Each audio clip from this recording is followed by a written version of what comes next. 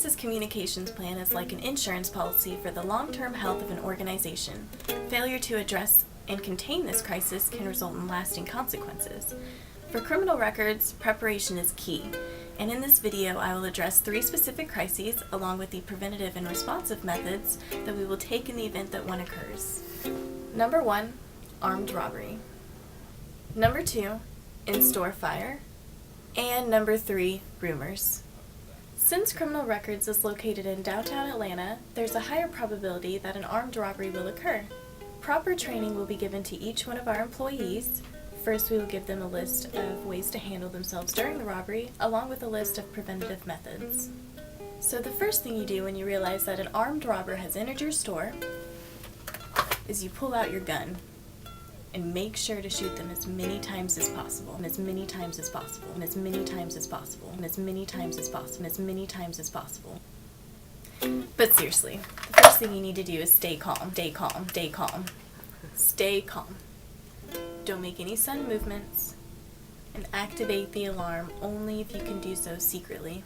Prevention methods for the organization include practicing good cash control by keeping a minimum amount of cash in the drawer, advertising outside of the store that you have a minimal amount, using camera surveillance and making it well known to the public, and finally, stay alert for those sketchy customers.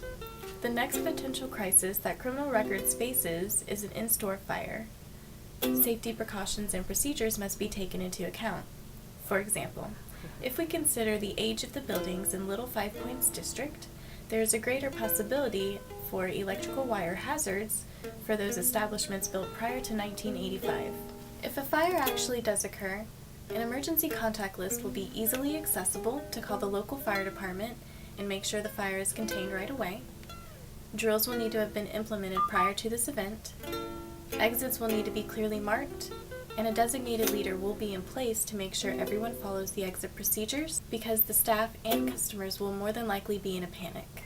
And finally, during the recovery stage, a spokesperson will be designated, because this is a time when all stakeholders will be in a gray area until someone has clearly addressed the current status of the company, along with the next step for the future. The final potential crisis that I will discuss facing criminal records is a rumor. This is information passed on by word of mouth or electronic communications with no verification or credible source. Since we are living in an advancing technological era, if a rumor is started on one person's blog, Twitter, or any type of social media account, it runs the chance of spreading like wildfire. And that's pretty fast. Let's say that Billy, who runs a fairly popular blog, decides that he is going to post on his website that when he sold his artwork at Criminal Records, he never received his cut of the sale. This provides a problem for our store, since our goal is to provide a comfortable atmosphere for our clients and suppliers within the community. Just one negative remark can tarnish our image.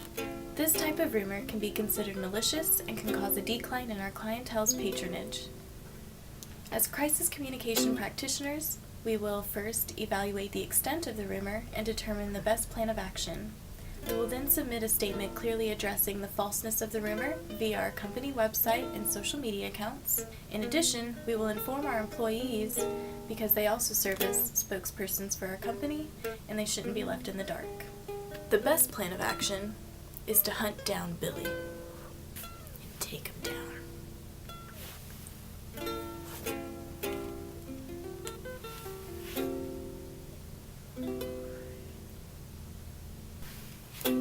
We're gonna hunt you down, Billy.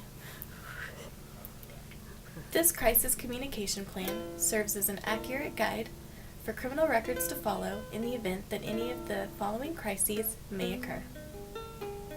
So fun. It's good stuff.